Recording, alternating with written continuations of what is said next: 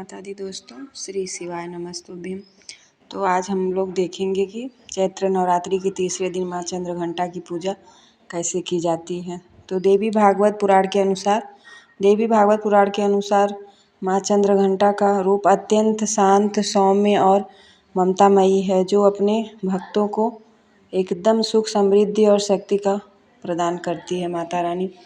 तो दोस्तों, मैंने अपनी माता रानी की पूजा कैसे की है वो मैं आज आप लोग को दिखाऊंगी। तो सबसे पहले मैंने माता रानी की चौकी जो लगाई है उस पर मतलब एक अलग से दीप जला लेती हूँ। पहले पूजा में एक तो अखंड ज्योति रोज का जलता है, दूसरा मैंने अलग से डेली जलाती हूँ और फिर इसके बाद पूजा शुरू करती हूँ। तो सर्वप्रथम माता रानी को स्नान कराते हैं, फिर पंचामृत से स्नान करा के फिर इसके बाद पूजा शुरू करते हैं। सबसे पहले हमें दीप जलाना रहता है, इसके बाद गणेश लक्ष्मी की पूजा करते हैं हम, इसके बाद फिर कलश की, इसके बाद माता रानी की और अखंड ज्योति की भी बराबर जैसे सब की पूजा होती है वैसे अखंड ज्योति की भी पूजा होती है। तो यहाँ पे मैंने सबको वस्त्र धारण करा दिया नहाना स्नान के बाद। फिर इसके बाद टीका, चंदन, रोरी, मोरी, अबीर जो भी है उसको सब अर्पित करें माता रानी को, कलश को। और माता रानी की पूजा में लौंग बहुत ही ज़्यादा उपयोगी होता है, तो इसलिए डेली का डेली 2 लौंग या दिन के हिसाब से लौंग ज़रूर माँ को अर्पित करें। तो मैंने यहाँ पे माता रानी को यदि हो सके तो पीला हल्दी, पिसी हुई हल्दी और लाल कुमकुम का टीका ज़रूर लगाना चाहिए, बहुत ही शुभ होता है। और इसके बाद माता रानी को सिंदूर लगा देते हैं।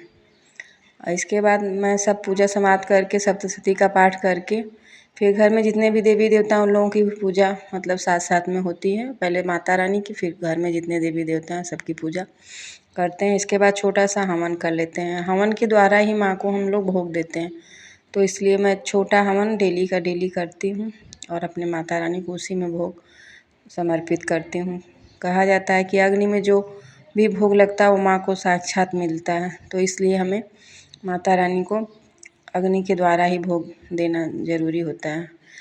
चौथे दिन की पूजा में कैसे करें, तो चौथे दिन का पूजा माँ कुष्मांडा की होती है और उस दिन हम माता रानी का स्वरूप बिल्कुल भी अति सुंदर एकदम छवि रहती है। उस दिन माता रानी को मालपुए का भोग लगता है और मालपुए में जैसे काजू, किशमिश ये सब काट के मतलब पंचमेवा ज़रूर डालें, छोटी हरी वाली इलायची ज़रूर डालें।